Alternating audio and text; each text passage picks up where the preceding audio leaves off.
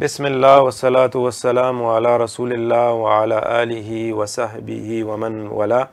رب اشرح لی صدری ویسر لی امری واحلل عقدۃ من لسانی یفقہوا قولی۔ السلام علیکم ورحمۃ اللہ وبرکاتہ۔ میرا نام ہے وقاص شفیع۔ میں آج کے پہلا سیشن انشاءاللہ لوں گا حج ٹریننگ سیریز کے اوپر لبیک سروسز کے جانب سے۔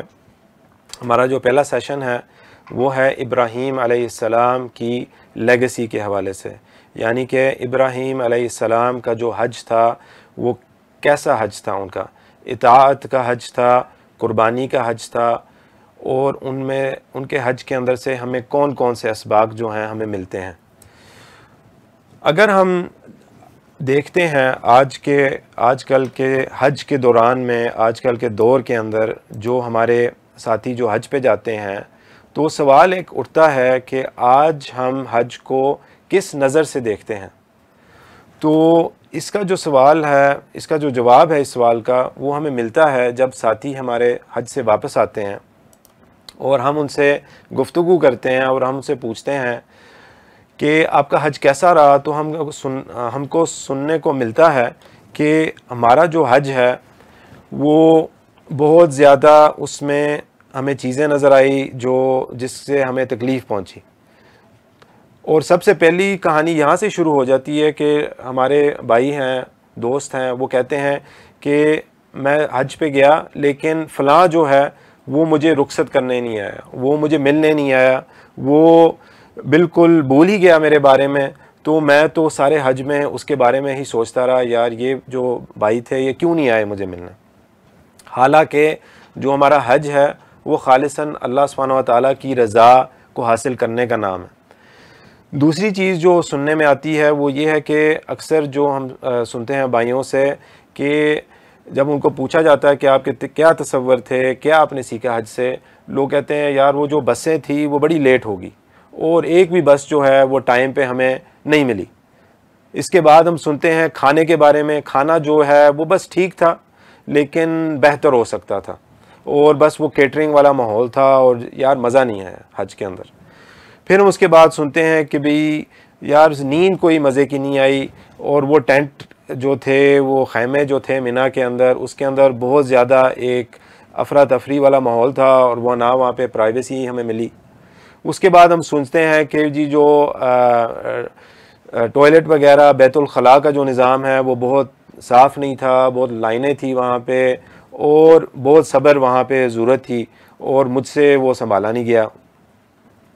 پھر اس کے بعد ہم سنتے ہیں کہ ہاں حرم کے اندر جو اے سی کا نظام تھا بڑا زبردست تھا، کولنگ بڑی اچھی تھی ادھر۔ پھر اس کے بعد ہم سنتے ہیں کہ جو زمزم کا پانی ہے ابھی وہاں پہ تو کولر موجود تھے، جہاں پہ ٹھنڈا پانی بھی مل رہا تھا اور وہاں پہ ہمیں کولر مل رہے تھے جو سادہ پانی بھی تھا۔ یعنی کہ جب ہم جمع کر لیں ساری جو یہ سٹیٹمنٹس ہیں ہمارے بھائیوں کی، اکثر جو ہم سنتے ہیں اس کے اندر ہمیں بہت کم ہمیں ملتی ہیں سٹیٹمنٹ جہاں پہ کوئی کہے کہ بھئی واقعتاً یہ جو حج تھا، میرا جو دل ہے اس حج سے وہ تبدیل ہو گیا، یا واقعتاً اس حج سے مجھے وہ اسباق ملے ہیں جو میں کہوں گا لائف چینجنگ مومنٹس رہے ہیں میری زندگی کے اندر۔ تو انشاءاللہ تعالی یہ جو سیریز ہے اس کی جو کوشش ہوگی ہمارے دلوں کو اصل جو ابراہیم علیہ السلام کا جو جرنی تھی، جو ان کا مقصد تھا حج کا، اور جو ان کی اطاعت کے پہلو تھے، ان پہلوؤں کو سمجھنا، ان کے نقش قدم پر چلنا، اور اس کے بعد جو آخرت کے ساتھ اللہ سبحانہ و تعالیٰ نے ہمیں قرآن مجید کو حج کا جو پہلو ہے اس کو لنک کیا ہوا ہے آخرت کے ساتھ، ہماری کوشش ہوگی وہ اسباق ہم ڈھونڈیں، اور ہم پھر اس کے حوالے سے ہم کوشش کریں کہ ہم ڈھونڈیں کہ بھی ہم اپنی زندگی کے اندر یہ حج جو ہے اس کو کس طرح اتار سکتے ہیں۔ آئے ہم آگے چلتے ہیں اگلی سلائیڈز کے اوپر۔ ابراہیم علیہ السلام کا جو بلو پرنٹ آف سبمیشن، یعنی کہ اطاعت کا نقشہ ابراہیم علیہ السلام کا، وہ کیا تھا؟ اگر ہم دیکھیں اس کو ہم دو پہلوؤں کے اوپر ہم ڈیوائیڈ کر سکتے ہیں، اس کی دو کیٹیگریز ہیں۔ ایک کیٹیگری ہے ابراہیم علیہ السلام کا جو حج تھا وہ تھا ایک حج اطاعت کا، سبمیشن کا، اور جو دوسرا پہلو ہے وہ حج تھا توکل کا، یعنی کہ اللہ سبحانہ و تعالیٰ کے اوپر پورا بھروسہ اللہ کے اوپر۔ تو جب ہم پہلا پہلو دیکھتے ہیں یعنی کہ اطاعت کا، یہاں پہ ہم دو مثالیں ہمارے سامنے آتی ہیں، قرآن مجید کے اندر بھی آتی ہیں، اور جب ہم سیرت کے حوالے سے بھی دیکھتے ہیں، رسول اللہ صلی اللہ علیہ وسلم جب بیان کرتے ہیں یہ منظر، ہمارے سامنے دو اہم موضوع آتے ہیں۔ ایک ہے جب ابراہیم علیہ السلام نے اپنی بیگم محترمہ کو انہوں نے صحرا میں انہوں نے جب چھوڑ دیا، اور جب انہوں نے چھوڑ دیا، انہوں نے پھر ان کو چھوڑ دیا اس مقام میں، اور وہاں پہ کیا انہوں نے دعا کی، ربنا انی اسکنت من ذریتی بوادی غیر ذی زرع عند بیتک المحرم، یعنی کہ انہوں نے دعا کی کہ اللہ سبحانہ و تعالیٰ سے کہ میں نے اپنے گھر والوں کو، حاجر اور اسماعیل علیہ السلام کو میں نے ایک وادی میں چھوڑ دیا، جو ایک آپ کہہ لیں انکلٹیویٹڈ ویلی، یہاں پہ کوئی گمان بھی نہیں، یہاں وہاں پہ کوئی ویجیٹیشن ہو، کوئی پودا ہو، کوئی وہاں پہ بارش کا مقام ہو، کوئی اس طرح کی کوئی بھی چیز جو ہے وہ اس کی کوئی توقع بھی نہیں تھا۔ تو یہاں پہ کیونکہ ابراہیم علیہ السلام کو اللہ سبحانہ و تعالیٰ کی طرف سے ایک حکم آیا، تو انہوں نے اس حکم کے اوپر پورے کا پورا انہوں نے اطاعت کی، اور اس کے اوپر وہ اتر آئے۔ تو یہاں پہ ہم دیکھتے ہیں کہ جب ابراہیم علیہ السلام نے اپنی بیگم کو اور اپنے چھوٹے سے ننھے بچے کو اسماعیل علیہ السلام کو صحرا میں چھوڑ دیا، یہاں سے ہم پہلا سبق سیکھتے ہیں کہ جب اللہ سبحانہ و تعالیٰ وہ چیزیں جو ہمارے تعلق سب سے محبوب ہیں، جن چیزوں کے بارے میں ہم بہت زیادہ ان کو محبوب سمجھتے ہیں، وہ ہمارا زندگی کا مقصد آج کل بن چکا ہے، ابراہیم علیہ السلام کو ٹائم نہیں لگا، کوئی انہوں نے سوچا نہیں اس چیز کے بارے میں، انہوں نے چھوڑ دیا۔ تو ایک تو یہ پہلو ہمارے سامنے آتا ہے۔ دوسرا جو پہلو آتا ہے وہ یہ ہے، جو مشہور قصہ ہے جو ہر عید کے خطبوں کے اندر ہم سنتے ہیں، وہ یہ ہے کہ ابراہیم علیہ السلام کو اللہ سبحانہ و تعالیٰ کی طرف سے ایک خواب آئی کہ میں اپنے بیٹے کو ذبح کر رہا ہوں۔ تو انہوں نے اسی وقت جب وہ اپنے بیٹے کو سامنے آئے، انہوں نے اپنے بیٹے کو پکڑا، اور اسی وقت انہوں نے چھری پکڑی اور وہ اپنے بیٹے کو ذبح کرنے لگے۔ فلما بلغ معه السعي قال يا بني اني ارى في المنام اني اذبحك فانظر ماذا ترى۔ تو یہاں پہ ہم دیکھتے ہیں کہ ابراہیم علیہ السلام کو ایک خواب میں نظر آئے کہ وہ ذبح کر رہے ہیں اپنے بیٹے کو، اور انہوں نے کوئی ٹائم نہیں لگایا، انہوں نے اسی وقت جو ہے انہوں نے چھری کو پکڑا، انہوں نے اپنے بیٹے کو لٹایا، اور وہ بیٹے کا بھی جو کیفیت تھی، انی اذبحک فانظر ماذا ترى قال ستجدنی ان شاء اللہ من الصابرین۔ اسماعیل علیہ السلام نے جو ابراہیم علیہ السلام کی تربیت تھی اپنے بیٹے کے حوالے سے، وہ نظر آتی ہے کتنی اہم تربیت تھی، کتنی زبردست تربیت تھی کہ انہوں نے بیٹے نے آگے سے بولا کہ آپ مجھے ڈھونڈیں گے ان لوگوں میں سے جو صبر کرنے والے لوگ ہیں۔ تو دونوں باپ اور بیٹا نے اس منظر کے اوپر انہوں نے مکمل اطاعت اللہ سبحانہ و تعالیٰ کی، نہ انہوں نے کوئی سوال پوچھا، نہ انہوں نے کوئی اس حوالے سے کوئی گفتگو کی، نہ کوئی بحث کی، انہوں نے مکمل اطاعت کی۔ تو یہ سب سے پہلا جو بلو پرنٹ ہے ہمارے لیے ابراہیم علیہ السلام کا، ان دو پہلوؤں کے اوپر ہمیں نظر آتا ہے۔ اس کے بعد جو ہے ہم اگر توکل کے پہلو دیکھتے ہیں ابراہیم علیہ السلام کے، ہم دیکھتے ہیں کہ پہلا جو پہلو تھا کہ جب ان کو آگ کے اندر پھینکا گیا، اور قرآن مجید اس حوالے سے کہتے ہیں قالوا حرقوه وانصروه آلہتکم ان کنتم فاعلین، یعنی کہ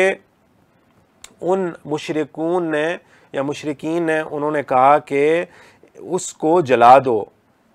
اور اس کو کہو کہ وہ جو اس کے معبود ہیں کہ وہ اس کی اب مدد کریں، جو ابراہیم علیہ السلام جن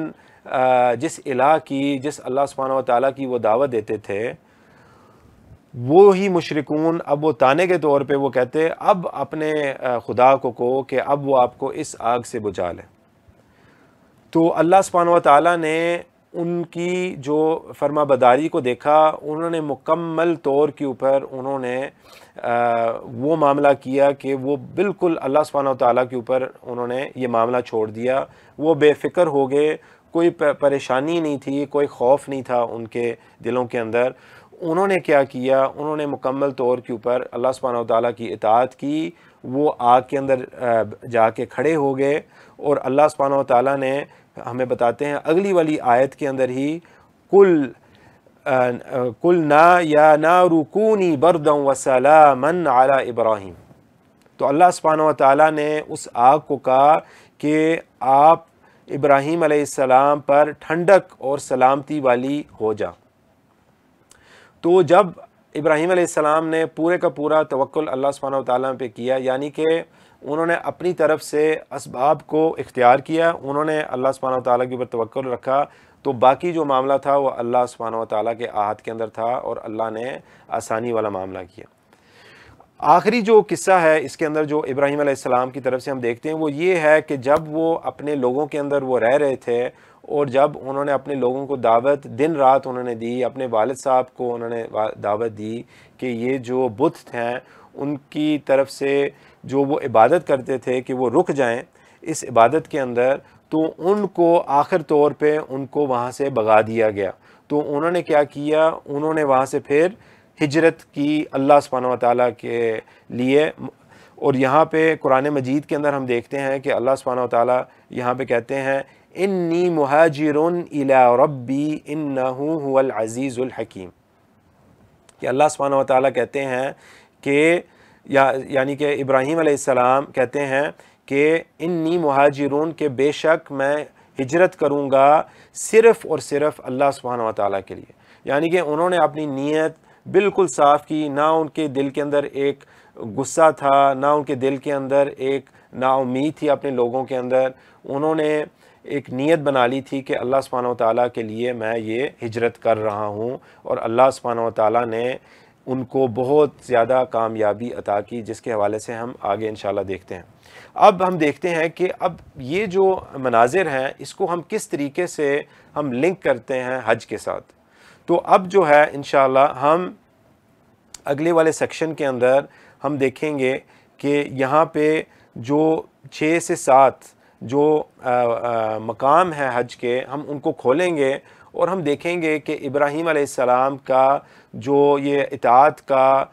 توکل کا جو پہلو تھا وہ کس طریقے سے ہمیں نظر آتا ہے۔ عموماً جب ہم حج کی ٹریننگ لیتے ہیں، ہمیں سارے جو مناسک ہیں حج کے ہمیں بتائے جاتے ہیں کہ بھئی فلاں دن کے اوپر یہ کام ہوگا، اس کے بعد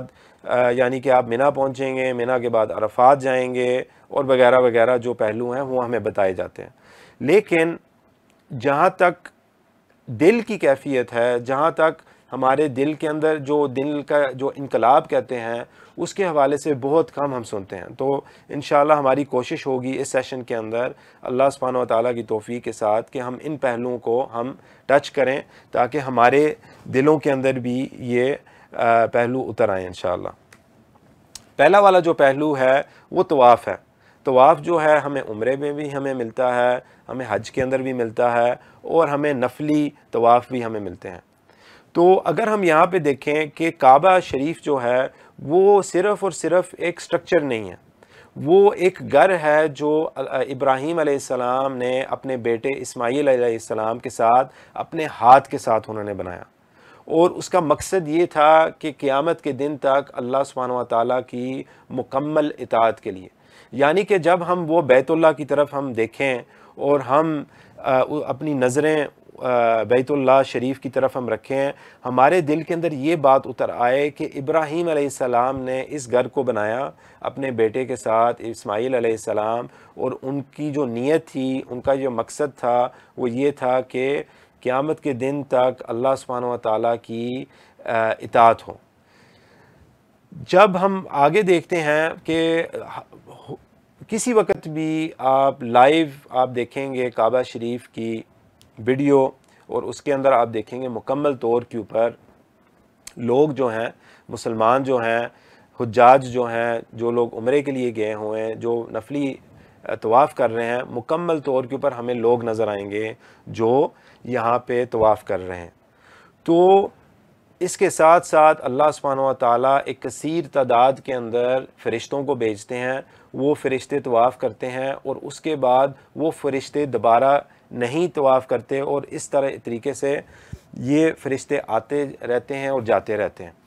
تو اللہ سبحانہ و تعالیٰ یہ منظر جو ہے ہمارے سامنے جو ہے انسانوں کا اور مسلمانوں کا ہمارے سامنے رہتا ہے، تو اس کے اندر ہمیں یہ نظر آتا ہے کہ جب ہم طواف کر رہے ہوتے ہیں کہ یہ ایک سینٹر پیس ہے پورے مسلمان امت کے لیے کعبہ شریف، اور یہاں سے جب ہم طواف کرتے ہیں ہماری نیت یہ ہونی چاہیے کہ ہم جس طریقے سے ہم طواف کر رہے ہیں اس بیت اللہ کی، ہم اسی طریقے سے اللہ سبحانہ و تعالیٰ سے دعا کرتے ہیں کہ اللہ سبحانہ و تعالیٰ ہمیں اسی طریقے سے اپنی پوری کی پوری زندگی کا مقصد جو ہے وہ اللہ سبحانہ و تعالیٰ کی مکمل اطاعت کا توفیق دے، کہ ہم اللہ سبحانہ و تعالیٰ کی مکمل اطاعت اپنی پوری زندگی کا مقصد بنا دیں، جس طریقے سے ہم طواف کر رہے ہوتے ہیں اللہ سبحانہ و تعالیٰ کے گھر کی۔ تو یعنی کہ میری جو زندگی ہے وہ مکمل طور کے اوپر 100% جو ہے اللہ سبحانہ و تعالیٰ کی دین کے حوالے سے مکمل، جو اللہ سبحانہ و تعالیٰ نے دین بھیجا ہے، ہم اپنی نیت کریں کہ ہم جب طواف کر رہے ہیں ہماری اسی طریقے سے ہماری زندگی بھی مکمل طور پہ گھومے ارد گرد اللہ سبحانہ و تعالیٰ کے زندگی، اللہ سبحانہ و تعالیٰ کے دین کے ارد گرد۔ اچھا، یہاں پہ تھوڑے سے اہم سوال آتے ہیں کہ کیا میری زندگی آج جو ہے وہ اللہ سبحانہ و تعالیٰ کے دین کے ارد گرد ریوالو کرتی ہے، کہ جہاں پہ ہمیں اذان کی آواز آتی ہے ہم بھاگے جاتے ہیں مسجد کی طرف، یا جب اللہ سبحانہ و تعالیٰ کا ایک حکم آتا ہے پردے کے حوالے سے، کیا ہم اس کے بارے میں سنتے ہیں، کیا ہم اس کے بارے میں کوشش کرتے ہیں جاننے کی؟ جب اللہ سبحانہ و تعالیٰ نے ہمیں قرآن مجید بھیجا، کیا ہم کوشش کرتے ہیں کہ ہم اس قرآن مجید کو پڑھیں، اس کو سنیں، اس کی تلاوت کریں، اس کو سمجھنے کی کوشش کریں، اس کے اوپر عمل کرنے کی کوشش کریں؟ یعنی کہ ہم یہ کوشش کرتے ہیں۔ اس کے بعد ہم دیکھتے ہیں کہ جس طریقے سے ابراہیم علیہ السلام نے اپنی مکمل زندگی جو ہے وہ ایک سینٹر فوکس بنا لیا تھا اللہ سبحانہ و تعالیٰ کی اطاعت، کہ کیا ہم اسی طریقے سے اپنی زندگی کو ایک مکمل سینٹر فوکس بناتے ہیں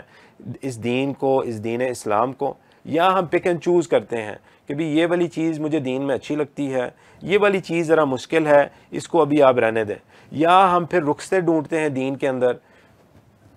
یا جہاں سے ہم اپنے کوئی نہ کوئی مسائل کو ہم اپنے آپ کو تسلی دلا دیتے ہیں کہ یہ والی چیز جو ہے اس کے اندر میں کوئی راستہ ڈھونڈ سکتا ہوں، اس کی کوئی اتنی زیادہ ضرورت نہیں ہے۔ اور اس کی مثال وہ ہے ارأیت من اتخذ الہہ ہوا، کیا آپ نے دیکھا ہے اس انسان کو جس نے اپنی خواہشات کو، اپنے نفس کو اس نے ایک خدا بنا لیا ہے؟ تو یہ اس کا برعکس ہے، برعکس ابراہیم علیہ السلام کی جو سنت ہم دیکھتے ہیں۔ اور آخری جو پہلو ہے جس کے اوپر غور و فکر کی ضرورت ہے وہ یہ ہے کہ کون سی وہ چیز ہے جس کے حوالے سے ہمیں اپنی جو دل ہیں ان کو ہمیں ڈیٹیچ کرنے کی ضرورت ہے، ہمیں ڈی سینٹرلائز کرنے کی ضرورت ہے، جس کے اوپر ہمارا دل اس وقت بہت زیادہ اٹیچ ہو چکا ہوا۔ اور جب ہم ایک چیز کو ڈیٹیچ کریں گے تو پھر ہی ہم اس کو کنیکٹ کریں گے۔ ابھی اگر ایک میرے سامنے 2 موبائل فون ہیں اور ایک چارجر کے اندر لگا ہوا ہے اور میرے پاس ایک ہی چارجر ہے، میں دوسرے فون کو اسی وقت چارج کر سکوں گا جب میں پہلے والے کو ڈسکنیکٹ کر کے دوسرے فون میں ڈالوں گا۔ تو اسی طریقے سے اگر میں سپلائی اور سورس جو ہے میری مل رہی ہے غیر اسلامی سورسز سے، غیر اسلامی جگہوں سے، تو جب تک میں اس دروازے کو بند نہیں کروں گا، میں وہ خیر کا جو دروازہ ہے وہ میں اس کو صحیح طریقے سے نہیں کھول سکوں گا۔ تو اس سے ہم یہ سیکھتے ہیں کہ جو بھی شر کے دروازے ہیں، جو بھی دروازے ہیں جو اللہ سبحانہ و تعالیٰ کی نافرمانی کی طرف ہمیں لے کے جاتے ہیں، اس کے اندر ایک پری کنڈیشن اللہ سبحانہ و تعالیٰ چاہتے ہیں کہ ہم پہلے وہ دروازے کو بند کریں اور پھر اللہ سبحانہ و تعالیٰ وہ خیر کے دروازے ہمارے لیے کھولیں گے۔ آئیں چلیں اگلے والے پہلو پہ ہم چلتے ہیں، وہ یہ ہے سعی، یعنی کہ صفا اور مروہ کے درمیان جب ہم طواف کو ختم کر لیتے ہیں تو وہ جو ہماری وہ چلنا اور وہ دوڑنا جس سنت کے اوپر حاجر علیہ السلام کی سنت تھی، وہ ہی پہلو جو ہے وہ حج کا، اس کو ہم دیکھتے ہیں۔ تو اکثر ہم دیکھتے ہیں کہ یہ ایک عمل ہے جو ہم کر لیتے ہیں اور ہم تھکے ہوتے ہیں، ہم ابھی فلائٹ سے اتر کے آئے ہوتے ہیں، تھوڑا سا ہم ریسٹ کرتے ہیں ہوٹل کے اندر، ہم پھر اپنا عمرہ کرتے ہیں، اس کے اندر ہم طواف کرتے ہیں، اور پھر ہم یہ جو سعی ہے صفا اور مروہ کے درمیان ہم چلتے ہیں اس کے درمیان، اور وہ بھی ہم ننگے پاؤں، اور وہ بھی ہمیں شاید ابھی ہم سفر کے کیفیت میں ہوتے ہیں، اور یہ اکثر ایک منظر ہوتا ہے جو مشکل ہوتا ہے۔ تو اس کو ایکٹیو بنانے کے لیے، اس کو ایک جگانے کے لیے ہمارے دلوں کے اندر ہم کس طرح اس کو جگا سکتے ہیں، وہ یہی ہے کہ ہم سوچیں جب ہماری ماں جو ہے حاجر علیہ السلام، جب وہ اس کیفیت میں تھی کہ ان کا بچہ جو تھا وہ رو رہا تھا صحرا کے اندر، اور وہ ان کے پاس نہ کچھ کھانے کے لیے تھا نہ کچھ پینے کے لیے تھا، وہ ایک دم بھاگنے کی کیفیت انہوں نے اپنا لی ان دونوں پہاڑیوں کے درمیان، صفا اور مروہ کے درمیان۔ ان کے ساتھ کوئی نہیں تھا الا کہ اسماعیل علیہ السلام، ان کے جو چھوٹے سے بچے بیبی تھا۔ تو وہ 7 دفعہ ان دونوں پہاڑیوں کے درمیان انہوں نے ایک بھاگ اور دوڑ کی۔ تو اللہ سبحانہ و تعالیٰ نے ہمارے لیے یہاں سے ایک بہت بڑا سبق ہم سیکھتے ہیں کہ جب ہمارے سامنے کوئی مشکلات ہو، ہم نے بیٹھ نہیں جانا وہاں پہ، ہم نے ہار کو نہیں ہم نے مان لینا، ہم نے کوشش کرنی ہے کہ جو ہمارے کنٹرول کے اندر اللہ سبحانہ و تعالیٰ نے ہمیں اختیار دیا ہے ہم اس کو اپنائیں، لیکن ہم اپنا مکمل جو توکل ہے اس کے اوپر نہ ڈالیں، کیونکہ یہ پھر ایک قسم کا شرک ہو جاتا ہے، کیونکہ ہم کہتے ہیں کہ بھئی میں اپنی ایفرٹ کی وجہ سے، میں اپنی کوششوں کی وجہ سے میں کامیاب ہو گیا۔ تو ہم اپنی ایک حرکت چلائیں، ہم اپنی ایک کوشش کریں، لیکن ہمارے دل کے اندر ہو کہ میں نے اپنی طرف سے تو میں کر رہا ہوں جو میں کر سکتا ہوں، لیکن اللہ سبحانہ و تعالیٰ کی طرف سے ہی کامیابی، مکمل کامیابی اور جو حل ہے اس مسئلے کا وہ اللہ سبحانہ و تعالیٰ کی طرف سے وہ آ سکتا ہے۔ تو اسی طریقے سے یہ جو اللہ سبحانہ و تعالیٰ نے حاجر علیہ السلام کو اس معاملے کے اندر تنقید نہیں کی، نہ ان کو کرٹیسائز کیا کہ بھئی آپ بیٹھے رہتے اور میں آپ کو آپ کا اس منظر کا آپ کو حل دے دیتا، لیکن اللہ سبحانہ و تعالیٰ نے یہ جو ایک ایکسرسائز تھی، یہ جو ان کا بھاگنا تھا آگے پیچھے، یہ اللہ سبحانہ و تعالیٰ نے ہمارے لیے اور آنے والے لوگوں کے لیے، اور جو لوگ گئے ہیں، مسلمان گئے ہوئے ہیں، اس دنیا سے رخصت ہو گئے ہیں، اللہ سبحانہ و تعالیٰ نے قیامت کے دن تک یہ ایک سنت بنا دی، اور اللہ سبحانہ و تعالیٰ کو یہ عمل اتنا پسند آیا کہ ہم اپنے عمرے کے اندر، ہم اپنے حج کے اندر یہ عمل کو کرتے ہیں۔ اور یہاں سے بھی ہمیں یہی پہلو نظر آتا ہے کہ جب ہمارے سامنے مشکلات آتی ہیں، ہم اپنی طرف سے ہم کوشش کریں، لیکن ہم اللہ سبحانہ و تعالیٰ سے دعا کریں، ہم اللہ سبحانہ و تعالیٰ سے گڑ گڑائیں، اللہ سبحانہ و تعالیٰ کی بارگاہ میں ہم سجدے کریں، اور اللہ سبحانہ و تعالیٰ ضرور ہمارے لیے کوئی حل ان مصیبتوں کے اندر، ان مشکلات کے اندر اللہ سبحانہ و تعالیٰ کوئی نہ کوئی حل نکال دیں گے۔ تو اللہ سبحانہ و تعالیٰ نے اسی طریقے سے حاجر علیہ السلام کی دعا کو قبول کیا، اور زمزم کا پانی وہاں سے شروع ہو چکا، اور وہاں سے اتنا زیادہ پانی نکلا کہ ان کو کہنا پڑا زمزم، یعنی کہ رک جاؤ رک جاؤ، یہ اس کا نام ہے اس پانی کا۔ تو یہاں سے پھر ہم اسباق دیکھتے ہیں کہ جب ہماری زندگی کے اندر مشکلات کے پہلو آتے ہیں، جب ہم ہیلپ لیس فیل کرتے ہیں اپنی زندگی کے اندر کہ کیا ہم بھی اللہ سبحانہ و تعالیٰ کی طرف اپنے ہاتھ کھڑے کرتے ہیں اور ساتھ ساتھ جاری کرتے ہیں کوشش، اور اس کے ساتھ ساتھ کہ کیا یہ تو نہیں ہوتا کہ ہم اپنی ایفرٹ کے اوپر ہی ہم اپنا سارا توقع رکھتے ہیں کہ بھی میں تو بڑا میری ایفرٹ کے اندر تو بڑا یعنی کہ رنگ آ گیا ہے، میرے پاس تو یہ بیک گراؤنڈ ہے، میرے پاس تو یہ ٹیلنٹس ہیں، اور یہ دیکھیں میں یہ کیا کر سکتا ہوں. اور کیا ہم یہ تو نہیں کرتے کہ ہم اللہ سبحانہ و تعالیٰ کو ہم بھول جاتے ہیں ان ایفرٹس کے اندر. اور آخری جو پہلو ہے کہ یہ جو ہاجر علیہ السلام کا جو بھاگنا ہے، یہ مجھے توکل کے بارے میں یہ کیا سکھاتا ہے، اور کیا یہ اسباق جس کے بارے میں ہم نے بات کی ہے ہم ان کے اوپر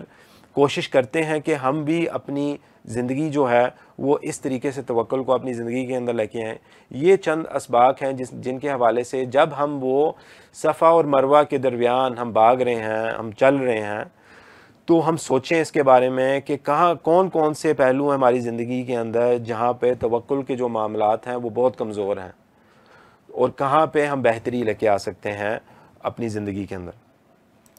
آگے ہم چلتے ہیں قربانی کے اسباق. اور قربانی کے حوالے سے ہم سب کو پتہ ہے کہ جس طرح ہم نے بات کی تھی کہ ابراہیم علیہ السلام نے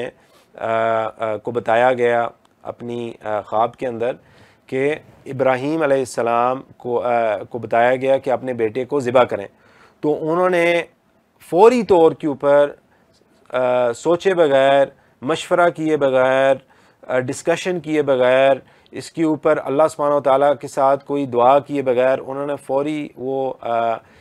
چھری کو پکڑا اور وہ عمل کو کرنے لگے. اس عمل کے ساتھ اللہ سبحانہ و تعالیٰ اتنے خوش ہوئے کہ اس کو ایک جانور کے ساتھ ریپلیس کر کے اللہ سبحانہ و تعالیٰ نے اسماعیل علیہ السلام کو سائڈ پہ کر دیا. اور یہ اصل اطاعت کا جو فلاح تھی، جو کامیابی تھی، جو ہم یہاں سے سیکھتے ہیں. یعنی کہ ہم دیکھتے ہیں اپنی جو قربانی ہوتی ہے وہ ایک دگڑ دڑ ہوتی ہے کہ بھی ایک جانور کو پکڑیں، جانور کو صحیح طریقے سے ہم اس کی قربانی کریں، اس کا گوشت تقسیم کریں. اور اصل میں جو اس میں سے اسباق وہ ہوتے ہیں وہ یہ ہیں کہ یہ بس صرف اور صرف ایک جانور کو ذبح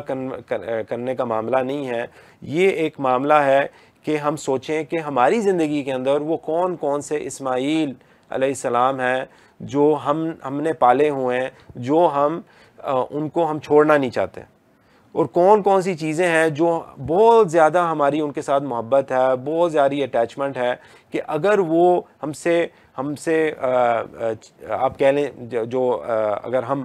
الفاظ ان کو استعمال کریں کہ وہ چھینے جاتے ہیں ہم سے، کہ ہماری کیا رویہ ہم اختیار کرتے ہیں. کیا ہم آگے سے یہ تو نہیں کہتے کہ بھی کیا یہ کیوں ہو گیا میرے ساتھ، یہ کیسا منظر ہو رہا ہے میرے ساتھ. آگے ہم دیکھتے ہیں کہ اس قربانی کے پہلو سے کیا ہماری جو توکل ہے اللہ سبحانہ و تعالیٰ کے ساتھ کہ وہ یعنی کہ بڑھتا ہے مزید، یا ہم بالکل ہی رک جاتے ہیں دیکھنے کے لیے اپنی زندگی کے اندر کہ کہاں پہ ہم اس کی اپلیکیشن یعنی کہ ایثار قربانی کا جو جذبہ ہے کیا ہمارے اندر بڑھتا ہے. کیا ہم اپنی دولت کے اندر سے دیکھتے ہیں کون کون سی اللہ سبحانہ و تعالیٰ نے نعمتیں ہمیں دی ہیں جو اللہ کے راستے میں ہم ان کو وقف کر سکتے ہیں، ہم ان کو صدقے میں دے سکتے ہیں. کیا ہم اس طریقے سے ہم سوچتے ہیں؟ کیا ہم اس طریقے سے ہم غور و فکر کرتے ہیں؟ اور جو آخری پہلو ہے کہ یہ جو اطاعت کا جو پہلو ہے، کیا ہم اسی طریقے سے ہم چاہتے ہیں، ہم کوشش کرتے ہیں، یا ہم ڈرتے ہیں کہ اگر ہم نے اس طریقے سے اپنی زندگی کے اندر قربانی کا ایک جذبہ لے کے آئیں تو ہمارے ساتھ کیا ہوگا، کس مشکلات کے ذریعے سے ہمیں جانا پڑے گا. تو یہ ہمیں سوچنے کی ضرورت ہے کہ اللہ سبحانہ و تعالیٰ جب ایک وعدہ کرتے ہیں کہ جب آپ میری اطاعت کریں گے تو میں آپ کے لیے سارے خیر کے دروازے آپ کے لیے کھول دوں گا. ہاں بالکل، وَلَنَبْلُوَنَّكُمْ بِشَيْءٍ مِّنَ الْخَوْفِ وَالْجُوعِ وَنَقْصٍ مِّنَ الْأَمْوَالِ وَالْأَنفُسِ وَالثَّمَرَاتِ. تو اللہ سبحانہ و تعالیٰ کہتے ہیں کہ بے شک کہ جب آپ ایمان لائیں گے کہ آپ کے ساتھ مشکلات آئیں گی، آپ کے جو اللہ سبحانہ و تعالیٰ نے آپ کو ذرائع دیے ہیں مال کے، اور آپ کو بچے دیے ہیں، اور مقام مختلف چیزیں اللہ سبحانہ و تعالیٰ نے آپ کو نعمتوں کے طور کے اوپر آپ نے دی ہوئی ہیں، تو ان کے اندر کمی پیشی ہوگی، ضرور ہوگی. اور یہی اللہ سبحانہ و تعالیٰ ہمیں امتحان کے طور کے اوپر اللہ سبحانہ و تعالیٰ نے ہمیں یہ زندگی دی ہے دیکھنے کے لیے کہ ہم میں سے کون ہے جو تبارک الذی بیدہ الملک وہو علی کل شیء قدیر الذی خلق الموت والحیات. لیبلوکم ایکم احسن عملا، یعنی کہ اللہ سبحانہ و تعالیٰ دیکھنا چاہ رہے ہیں کہ ہم میں سے کون سے ہیں جو اپنے عمل کے اندر اور خیر میں کرنے کے لیے آگے بڑھ رہے ہیں، اور وہ جو ہیں جو یہ جو اللہ سبحانہ و تعالیٰ نے ہمیں نعمتیں دی ہیں آزمائش کے طور کے اوپر، ہم ان کو پکڑ کے ہم ان کو بنا لیتے ہیں اپنی زندگی کا مقصد۔ آگے ہم دیکھتے ہیں جمرات۔ تو جمرات جو ہے، اگر ہم اس کو لنک کرتے ہیں حج کے ساتھ، اور ہم اس کو لنک کرتے ہیں ابراہیم علیہ السلام کے پہلو کے ساتھ، تو ہم دیکھتے ہیں کہ شیطان جو ہے 3 بار وہ آیا ہے ابراہیم علیہ السلام کے پاس اس وقت ان حج کے مقامات پہ، جہاں پہ پھر بعد میں سنت بنی ہے جمرات کے مناظر، اور وہاں پہ ہم کنکریاں جہاں پہ مارتے ہیں۔ تو وہاں پہ ایک اللہ سبحانہ و تعالیٰ کے نبی کو بھی اگر شیطان وہ آف ٹریک کرنے کی اس نے کوشش کی، اس نے ان کے پاس شبہات اور شہوات ان کی طرف وہ لے کے آئے، یعنی کہ ڈاؤٹ اور اس طرح کی چیزیں ان کے پاس وہ لے کے آئے، کیا ہمارے پاس جو ہے شیطان وہ نہیں آئے گا ہمارے پاس دن رات؟ یعنی کہ ہم دیکھتے ہیں سورۃ الاعراف کے اندر کہ شیطان کا جو ڈکلیئرڈ ایک آبجیکٹو ہے، اس کا ڈکلیئرڈ مشن ہے کہ میں ان کو گمراہ کر کے چھوڑوں گا قیامت کے دن تک۔ یعنی کہ اس نے اللہ سبحانہ و تعالیٰ سے ایک معاہدہ، ایک اگریمنٹ حاصل کی کہ آپ مجھے قیامت کے دن تک ایک موقع دیں تاکہ میں پورے کے پورے انسانیت کو میں گمراہ کروں۔ تو یہاں سے ہم یہی سیکھتے ہیں کہ اللہ سبحانہ و تعالیٰ کے ساتھ شیطان نے معاہدہ کیا، اور وہ دن رات وہ کوشش کر رہا ہے۔ تو ہم وہ ہتھیار کو استعمال کریں جو اللہ سبحانہ و تعالیٰ نے ہمیں قرآن مجید سے اور سنت سے دی۔ لیکن اکثر ہم دیکھتے ہیں جمرات کے اندر ایک بہت جلدی ایک کیفیت ہوتی ہے، یہاں تو لوگ بس جلدی جلدی کنکریاں مار کے اگلے والے جمرات، جلدی سے کنکریاں مار کے تیسرے جمرات، اور پھر ہم نکل آتے ہیں وہاں سے۔ یہاں پھر ہم دیکھتے ہیں وہ لوگ جو زیادہ سمجھدار ہیں، جو چپل پکڑ کے یا جوتا پکڑ کے یا بہت زیادہ بڑی کنکری پکڑ کے، اور وہ اپنے آپ کو بھی نقصان میں ڈالتے ہیں اور دوسروں کو بھی نقصان میں ڈالتے ہیں۔ تو اس چیز سے ہمیں پرہیز کرنا چاہیے، اور ہمیں اپنی دل کی جو ہماری کیفیت وہ یہ ہونی چاہیے کہ ہم سوچ رہے ہوں کہ جب ہمارے پاس ہماری زندگی کے اندر جب شیطان آ رہا ہے ہمارے پاس، اور وہ وسواس کے ساتھ آ رہا ہے، کہ ہم کون سا ہتھیار استعمال کریں گے شیطان کو دور کرنے کے لیے۔ تو اس کے اندر جس طریقے سے اللہ سبحانہ و تعالیٰ نے ہمیں قرآن مجید میں ہر صورت سے پہلے ہمیں ترغیب ہے کہ ہم استعاذہ سے شروع کریں، اعوذ باللہ من الشیطان الرجیم، یعنی کہ اللہ سبحانہ و تعالیٰ سے ہم پناہ مانگتے ہیں اس شیطان مردود سے۔ تو اسی طریقے سے جب ہمارے پاس وسواس آئیں کہ ہم اللہ سبحانہ و تعالیٰ سے اسی وقت ہم پناہ مانگیں کہ یہ جو شیطان ہے ہمیں گمراہ کرنے کی کوشش کر رہا ہے، ہم اللہ سبحانہ و تعالیٰ کی بارگاہ میں آ کے اللہ سبحانہ و تعالیٰ سے دعا کریں، مکمل دعا کریں، اور اس وقت تک مرتے دم تک ہم اس دعا کو نہ چھوڑیں۔ یعنی کہ امام مالک کے پاس مرتے دم جب وہ اپنے سکرات الموت جب وہ جا رہے تھے اس دنیا سے، امام مالک کے پاس شیطان آیا، اور جب وہ سکرات کے اندر تھے، یعنی کہ وہ بے ہوش ہو رہے ہیں اور وہ دوبارہ میں وہ ایک نارمل کیفیت میں آ رہے ہیں، تو شیطان آ کے ان کے پاس کہہ رہا تھا کہ کوئی گفتگو انہوں نے کی ہے امام مالک کے ساتھ، اور امام مالک اپنے بیٹے کے ساتھ بیٹھے ہیں، اور وہ اس سکرات کی کیفیت کے اندر وہ کہہ رہے ہیں کہ ابھی نہیں، ابھی نہیں۔ تو ان کے جو بیٹے تھے ان کے ساتھ بیٹھے، وہ بڑے پریشان ہوئے کہ یہ میرے والد صاحب کیا کہہ رہے ہیں، کیا جملے کہہ رہے ہیں، یعنی کہ ان کے یہ آخری وقت ہیں اس دنیا کے اندر، اور وہ کہہ رہے ہیں ابھی نہیں، ابھی نہیں۔ یعنی کہ ان کو تو یہی ظاہر سمجھ آئی بات کہ وہ اس دنیا سے رخصت نہیں ہونا چاہ رہے، وہ ابھی چاہ رہے ہیں کہ بھی اور اس دنیا کے اندر ٹائم گزاریں۔ تو جب وہ سکرات کی کیفیت سے وہ نکلے، تو پھر ان کے بیٹے نے، امام مالک کے بیٹے نے ان کو پوچھا کہ بھئی آپ تو ابھی کہہ رہے تھے ابھی نہیں، ابھی نہیں، یہ کیا وجہ تھی اس کی؟ تو امام مالک نے کہا شیطان میرے سامنے آئے، یا شیطان میرے سامنے آیا، اور اس نے کہا کہ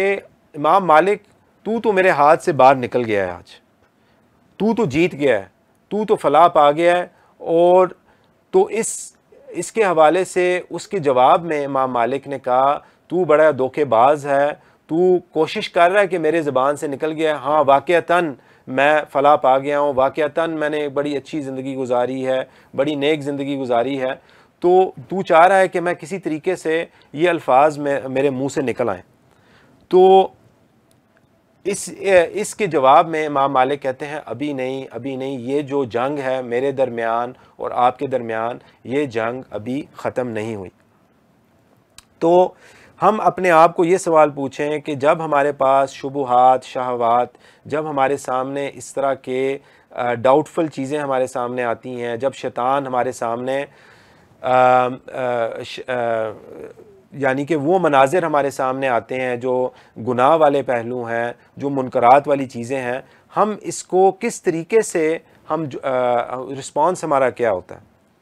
اور ہم اللہ سبحانہ و تعالیٰ کے پاس فوری جاتے ہیں یا ہم کہتے ہیں یار کچھ نہیں ہوتا، تھوڑی دیر تو ایک طرف تو ایک بار تو اللہ سبحانہ و تعالیٰ نے تو ہمیں اجازت دی ہوئی ہے کہ ہم ایک چیز کو دیکھ سکیں۔ تو شیطان کا جو اصل جو گول ہوتا ہے وہ ہمیں بہانے بازی کے اندر ڈالنا اور ہمیں ایکسکیوزز میں ڈال دینا۔ تو ہم اس حوالے سے ہم جب جمرات کے سامنے ہوں، ہم جب ہم یہ کنکریاں ماریں، ہم وہ چیزوں کو یاد رکھیں جس کے حوالے سے ہم بار بار ہم شیطان کے ہاتھوں میں آ جاتے ہیں۔ اور جب ہم یہ کنکریاں مکمل طور پہ ہم نے وہ 7 کنکریوں کو مار لیا، رسول اللہ صلی اللہ علیہ وسلم کی سنت تھی کہ وہ ہر جمرات کے بعد طویل عرصے سے اپنے ہاتھ کھڑے کر کے وہ انفرادی طور کے اوپر وہ اللہ سبحانہ و تعالیٰ سے وہ دعا کرتے۔ تو یہ عادت بھی جو طویل عرصے کے لیے دعا کرنی، یہ اب ہمارے معاشرے میں ختم ہو چکی ہے، کیونکہ جب ہم نماز بھی پڑھتے ہیں، ہم نماز کے بعد ہم انتظار میں ہوتے ہیں کہ بھی امام صاحب جو ہے وہ دعا کریں گے اور ہم بھی آمین کریں گے، جیسے ہی دعا ختم ہوتی ہم چلے جاتے ہیں۔ اور اسی طریقے سے ہمیں اب بھول چکا ہے کہ اللہ سبحانہ و تعالیٰ سے ہم نے دعا کیسے کرنی ہے اور اللہ سبحانہ و تعالیٰ سے ہم نے کیسے پناہ مانگنی ہے۔ تو آگے ہم چلتے ہیں اگلے والے منظر پہ جو ہے وقوف، یعنی کہ عرفات کا جو منظر ہے کہ جب اللہ سبحانہ و تعالیٰ کے سامنے ہم کھڑے ہیں، اور یہی جو اصل حج کا دن ہے جو رسول اللہ صلی اللہ علیہ وسلم نے کہا تھا عرفات ہی حج ہے۔ جب اللہ سبحانہ و تعالیٰ کے سامنے ہم کھڑے ہیں تو وہ کون سے منظر ہیں، وہ کس طریقے سے اللہ سبحانہ و تعالیٰ کے سامنے ہم کھڑے ہیں وہاں پہ۔ تو اگر ہم ابراہیم علیہ السلام کی طرف دیکھتے ہیں کہ ابراہیم علیہ السلام کی جو پورے کی پوری زندگی وہ جو ہے اس عرفات کے دن کے اوپر اس کا خلاصہ ہے، یعنی کہ وہ اللہ سبحانہ و تعالیٰ کے سامنے کھڑے ہیں، وہ اللہ سبحانہ و تعالیٰ سے دعا کر رہے ہیں اور اللہ سبحانہ و تعالیٰ سے وہ معافی مانگ رہے ہیں پورے اخلاص کے ساتھ، پورے یعنی کہ اس سوچ کے ساتھ کہ اللہ سبحانہ و تعالیٰ ہی ہیں جو میرے گناہوں کو معاف کر سکتے ہیں، اللہ سبحانہ و تعالیٰ ہی ہیں جو مجھے ہدایت دے سکتے ہیں۔ تو اسی طریقے سے ہمیں ہمارے لیے یہ غور و فکر کا منظر ہے کہ اگر ہم یہ عرفات کے دن کے اوپر، یہ ہمارا آخری دن ہے اس دنیا کے اندر، کہ ہم کس طریقے سے اللہ سبحانہ و تعالیٰ سے یہ دعا کریں گے، کس طریقے سے ہم روئیں گے، کس طریقے سے ہم معافی مانگیں گے کہ ساری زندگی ہم نے یہ چند زندگی ٹوٹے بوٹے عبادات کے ساتھ ہم نے گزاری، اللہ سبحانہ و تعالیٰ کے جو حق ہیں وہ صحیح طریقے سے ہم نہیں ادا کر سکے۔ تو وہ پورے کا پورا ہر منٹ، ہر سیکنڈ اس عرفات کے دن کے اوپر ہم اتنا قیمتی ہم سمجھیں، اتنا ہم اللہ سبحانہ و تعالیٰ کے سامنے ہم روئیں، اللہ سبحانہ و تعالیٰ کے ہم گر گرائیں اور اللہ سبحانہ و تعالیٰ سے ہم وہ اس کیفیت میں ہوں جس کیفیت میں ہم پوری زندگی میں شاید ہم نے کبھی اللہ سبحانہ و تعالیٰ کے سامنے اپنی گناہوں کے حوالے سے، اپنی پوری انکساری کے حوالے سے ہم نے اللہ سبحانہ و تعالیٰ کے سامنے کبھی بھی اس طریقے سے دعا نہ کی ہو۔ تو اس کے لیے بھی ایک تیاری درکار ہے کہ ابھی سے ہم جو ہے اللہ سبحانہ و تعالیٰ سے دعا کریں، جتنا طویل عرصہ ہم کر سکتے ہیں اس کو، شاید اگر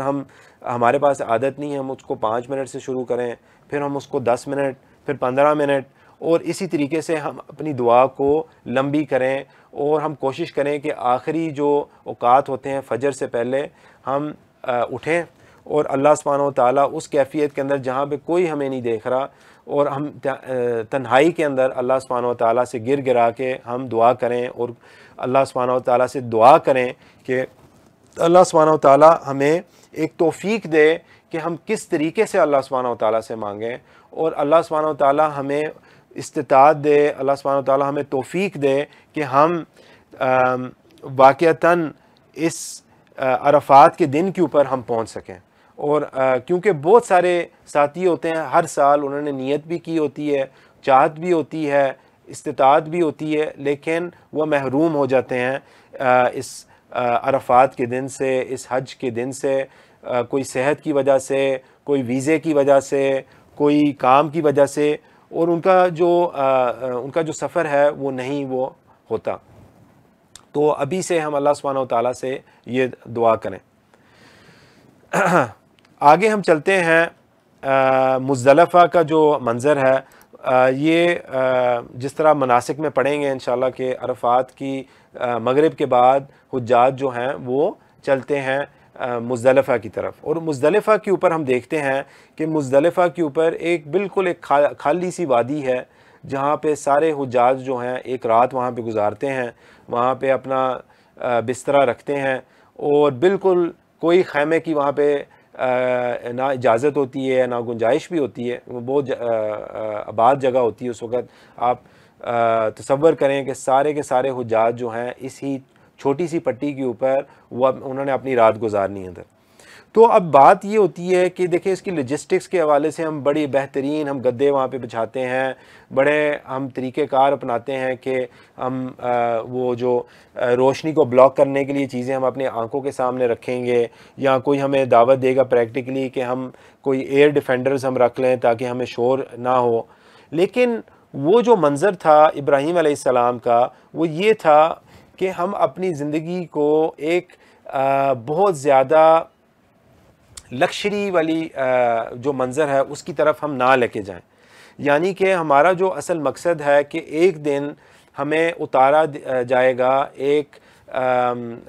یعنی کہ ایک قبر کے اندر جو 6 فٹ زمین کے نیچے ہوگی، اور اس وقت ہمارے گھر والے بھی، ہمارا جو پیسہ ہے، ہماری دولت ہے وہ بھی ہمارے ساتھ نہیں ہوگی، لیکن ایک چیز ہمارے ساتھ ہوگی، وہ ہوگی ہمارے اچھے اعمال۔ تو وہ جو اچھے اعمال ہیں وہ ہمارے ساتھ ہوں گے، اور وہ ہی ہمیں اس وقت وہ کام دیں گے۔ تو ہم اس کے بارے میں غور و فکر کریں کہ وہ کون سے اعمال ہیں جس کے اوپر ہم نے محنت کی ہے، وہ کون سی چیزیں ہیں، وہ کون سے اچھے کام ہیں جس کے حوالے سے ہم اللہ سبحانہ و تعالیٰ کی رضا کو ہم حاصل کر رہے ہیں، اور اگر ہم نہیں کر رہے تو ہم اس وقت ہم غور و فکر کریں اس کے حوالے سے۔ جو اس میں آخری منظر ہے حج کے حوالے سے وہ یہ ہے منی اور تشریق کے دن۔ اور منی کے اندر بھی آج کل ہم دیکھتے ہیں کہ منی کے جو حالات ہیں کہ وہ آج کل بہت زیادہ ایک ٹرینڈ چل چکا ہے وی آئی پی ٹینٹس کی طرف، یعنی کہ ہم چاہتے ہیں کہ ہمارے پاس وہ ساری سہولتیں موجود ہوں جو ایک 5 اسٹار ہوٹل کے اندر ہوں۔ لیکن کیا یہ وہ مقصد تھا منی کے دنوں کے اندر، اور کیا اس سے بڑھ کے بھی کوئی مقصد ہے؟ ہم دیکھتے ہیں کہ منی کے اندر جو رہنے کا مقصد تھا کہ ابراہیم علیہ السلام دوبارہ سے ایک سادگی کا اختیار انہوں نے رکھا، ایک سمپلسٹی کا اختیار انہوں نے رکھا، اور وہ ان دنوں کے اندر وہ استعمال کرتے کہ ان دنوں کو اللہ سبحانہ و تعالیٰ کے ساتھ رجوع کرنے کا، کہ وہ کوشش کرتے کہ ان دنوں کے اندر جب انہوں نے عرفات کی آپ ایک کہہ لیں کلائمیکس کو انہوں نے اچیو کیا، اللہ سبحانہ و تعالیٰ کے ساتھ انہوں نے ایک ملاقات کی، اللہ سبحانہ و تعالیٰ کے ساتھ دعا کی، اور یقیناً حاجی توقع رکھتا ہے کہ اللہ سبحانہ و تعالیٰ نے میرے گناہوں کو معاف کر دیا۔ حاجی کی کیا کیفیت ہوتی ہے کہ وہ حاجی جو ہے کیا وہ بہت زیادہ خوش ہوتا ہے، کیا وہ پیزا پارٹیز کر رہا ہوتا ہے اس وقت، کیا وہ وہاں پہ بڑے خوش منظر وہاں ٹائم گزارا ہوتا ہے؟ کیا ہم یہ منظر دیکھتے ہیں ابراہیم علیہ السلام کی زندگی کے اندر؟ نہیں، ہم دیکھتے ہیں کہ دوبارہ سے وہ جو حجاج ہیں اور جو ابراہیم علیہ السلام ہیں وہ یہ کیفیت اختیار کرتے ہیں کہ وہ اللہ سبحانہ و تعالیٰ کو غور و فکر کے ساتھ یاد کرتے ہیں، اللہ سبحانہ و تعالیٰ کو یاد کرتے ہیں کہ بھئی یہ چند دن کی بات ہے اس زندگی کی، اور میں نے اللہ سبحانہ و تعالیٰ کے پاس واپس لوٹنا ہے۔ اور اسی طریقے سے یہ چند دن کے ایام ہیں منا کے، اور میں نے اللہ سبحانہ و تعالیٰ کے پاس دوبارہ سے اپنی زندگی کے اندر لوٹنا ہے۔ تو میں وہ کون سی چیزیں اپنی زندگی میں کر رہا ہوں جس کی وجہ سے اللہ سبحانہ و تعالیٰ کی نافرمانی میری زندگی کے اندر ہے، اور وہ کون سی چیز ہے جس کی وجہ سے میں اپنی عادتوں کو، میں اپنی ہیبٹس کو میں تبدیل کر سکتا ہوں۔ تو یہ 3 دن جو ہیں یہ ایام التشریق کے جو ہیں یہ بڑے صبر والے دن ہیں، کیونکہ اب آپ نے پورے کا پورا اپنے حج تو آپ کا مکمل تقریباً ہو گیا ہے، حج کے مناسک آپ نے میجر جو ہیں آپ نے ان کو مکمل کر لیا، لیکن اب آپ نے یہاں پہ نمازوں کے علاوہ سے، ذکر کے علاوہ، قرآن شریف کے علاوہ آپ کے پاس اور کوئی جس کو کہتے ہیں میجر جو مناسک ہیں حج کے وہ نہیں ہوں گے آپ کے پاس۔ تو اب آپ نے یہاں پہ کیا کرنا ہے کہ آپ نے لوگوں کے ساتھ سیاست کے حوالے سے، یا آپ نے لوگوں کے ساتھ کاروبار کے مشوروں کے حوالے سے، یا لیٹسٹ ٹرینڈز کے حوالے سے آپ نے نہیں ان چیزوں کے اندر آپ نے پرہیز کرنا ہے۔ جس طریقے سے ہم رمضان کے اندر آپ نے بھی کیا ہوگا اعتکاف، یا آپ جانتے ہوں گے کسی نے اعتکاف کیا ہو، ہمارا مقصد ہوتا ہے کہ اللہ سبحانہ و تعالیٰ کے ساتھ اپنا جو تعلق ہے وہ مضبوط کرنا۔ اللہ سبحانہ و تعالیٰ کی جو معرفت ہے، اللہ سبحانہ و تعالیٰ نے جو یہ مخلوق بنائی، اللہ سبحانہ و تعالیٰ نے جو قرآن مجید کے اندر مناظر ہمارے حوالے رکھے، ہم ان کے اوپر غور و فکر کریں اور ان دنوں کو استعمال کریں کہ اللہ سبحانہ و تعالیٰ واقعتاً ہمارا یہ جو حج ہے حج مبرور بنائے، کہ جب ہم اس حج سے اٹھ کے جائیں گے واپس کہ ہم اللہ سبحانہ و تعالیٰ ہمارا حج کو قبول کرے، اور حقیقی معنی میں یہ جو چیزیں ہم نے حج کے اندر ہم نے دیکھی، جن کے بارے میں ہم نے غور و فکر کیا، اللہ سبحانہ و تعالیٰ ہمیں توفیق دے کہ ہم اپنی زندگی کو اس کو چینج کر سکیں، کہ ہم ریئلائز کریں کہ یہ کوئی چند دنوں کے ایکٹیویٹیز نہیں تھی، یہ ایک لائف سٹائل چینج ہے جو میں چاہتا ہوں کہ میری زندگی کے اندر آ سکے۔ آگے ہم چلتے ہیں کور جو تھیمز ہیں حج کے حوالے سے، جو اہم تھیمز ہیں، جو اہم اسباق ہیں، اس کے حوالے سے انشاءاللہ ہم چند چیزوں کے حوالے سے ہم ڈسکس کرتے ہیں۔ پہلی جو چیز ہے جس کے بارے میں ہم نے بات بھی کی تھی، وہ اللہ سبحانہ و تعالیٰ کے اوپر توکل۔ اللہ سبحانہ و تعالیٰ کے اوپر توکل، یعنی کہ جب ہم نے حاجر علیہ السلام کا بات کی کہ انہوں نے ان کے جو شوہر تھے، ان کے جو شوہر ابراہیم علیہ السلام نے ان کو ایک وادی میں چھوڑ دیا، انہوں نے کیا اختیار کیا؟ انہوں نے توکل اختیار کیا۔ وَمَن يَتَّقِ اللَّهَ يَجْعَل لَّهُ مَخْرَجًا وَيَرْزُقْهُ مِنْ حَيْثُ لَا يَحْتَسِبُ۔ اللہ سبحانہ و تعالیٰ سورہ طلاق میں ہمیں بتاتے ہیں کہ وہ شخص جو اللہ سبحانہ و تعالیٰ کے ساتھ تقوی اور پرہیزگاری کا معاملہ جو اختیار کرتا ہے، اللہ سبحانہ و تعالیٰ اس کے لیے ایک مخرجہ یعنی کہ ایک راستہ جو ہے نکال دیں گے۔ یعنی کہ لیکن یہاں پہ ایک کنڈیشن آتی ہے، وَمَن يَتَّقِ اللَّهَ، جو چاہتا ہے اس چیز کو، جو چاہتا ہے کہ اللہ سبحانہ و تعالیٰ سے قریب ہو، جو پہلا قدم اٹھاتا ہے اللہ سبحانہ و تعالیٰ کی طرف، پھر اللہ سبحانہ و تعالیٰ اگلا والا معاملات جو ہیں یعنی کہ مخرجہ وَيَرْزُقُهُ مِنْ حَيْثُ لَا يَحْتَسِبُ، یعنی کہ اللہ سبحانہ و تعالیٰ اس کے لیے دروازے کھولتے ہیں رزق کے وہاں سے جہاں پہ اس نے گمان بھی نہیں کیا ہو۔ یعنی کہ ہمیں اپنی زندگی کے اندر جب ہم حج سے واپس لوٹیں گے، ہمیں نظر آئے گا یہ شاید میں ایک راستے سے میرے کمائی کے اندر ایک حرام ذریعہ تھا، مجھے اس کو بند کرنا پڑے گا، اور یہاں شاید مجھے نظر آئے گا کہ میں یہ کام کرتا تھا جس کی وجہ سے میری زندگی کے اندر برکت نہیں آ رہی تھی، میری کمائی کے اندر برکت نہیں آ رہی تھی، یا میرے ٹائم کے اندر برکت نہیں آ رہی تھی۔ تو اللہ سبحانہ و تعالیٰ ہمیں یہاں پہ ایک وعدہ کرتے ہیں، وَمَن يَتَّقِ اللَّهَ يَجْعَل لَّهُ مَخْرَجًا وَيَرْزُقْهُ مِنْ حَيْثُ لَا يَحْتَسِبُ، کہ اللہ سبحانہ و تعالیٰ ہمیں وہ رزق عطا کریں گے ان جگہوں سے جس کے بارے میں ہمیں گمان بھی نہیں تھا، ہماری خوابوں کے اندر بھی ہم نے اس کے بارے میں سوچا نہیں تھا۔ تو آگے ہم دیکھتے ہیں کہ اس کے حوالے سے جو ریفلیکشن پوائنٹ وہ یہ ہے کہ جو ہماری زندگی کے اندر امتحان ہے کہ کیا ہم اس طریقے سے جو حاجر علیہ السلام بھاگ رہی تھیں ان دونوں پہاڑیوں کے درمیان، اور وہ توقع کر رہی تھی کہ اللہ سبحانہ و تعالیٰ کوئی نہ کوئی میرے لیے ایک راستہ کھول دیں، اور ان کے ذہن میں بالکل یہ 100% توقع تھا کہ اللہ سبحانہ و تعالیٰ مجھے ضائع نہیں کر دیں گے۔ لم یضیعنی، یعنی کہ انہوں نے ایک مکالمہ کیا تھا ابراہیم علیہ السلام سے کہ کیا یہ اللہ سبحانہ و تعالیٰ کی طرف سے ایک حکم ہے کہ آپ مجھے اس وادی کے اندر چھوڑ کے جا رہے ہیں؟ تو ابراہیم علیہ السلام نے جب کہا ہاں یہ اللہ سبحانہ و تعالیٰ کی طرف سے ایک فیصلہ ہے، تو انہوں نے پھر آگے سے کیا کہا؟ لم یضیعنی، کہ اللہ سبحانہ و تعالیٰ ہمیں ضائع نہیں کرے گا۔ تو ان جملوں کے باوجود انہوں نے اپنی طرف سے ایک کوشش کی۔ تو توکل کے دو پہلو ہوتے ہیں، ایک ہوتا ہے کہ ہم اپنی محنت کریں، اور دوسرا جو پہلو ہوتا ہے کہ اللہ سبحانہ و تعالیٰ کے اوپر ہم پوری کی پوری توقع اور امید رکھیں کہ اللہ سبحانہ و تعالیٰ اس کا حل نکال دیں گے۔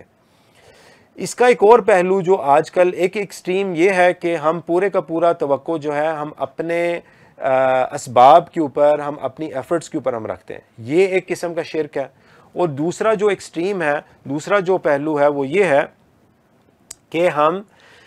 اپنا پورے کا پورا توقع جو ہے وہ ہم اللہ سبحانہ و تعالیٰ کے اوپر چھوڑ دیں، یعنی کہ ہم یہ جو اسباب جو اللہ سبحانہ و تعالیٰ نے ہمیں ہاتھ دیے ہیں، پاؤں دیے ہیں، اللہ نے ہمیں عقل دی ہے، اللہ نے ہمیں یہ ذرائع دیے ہوئے ہیں،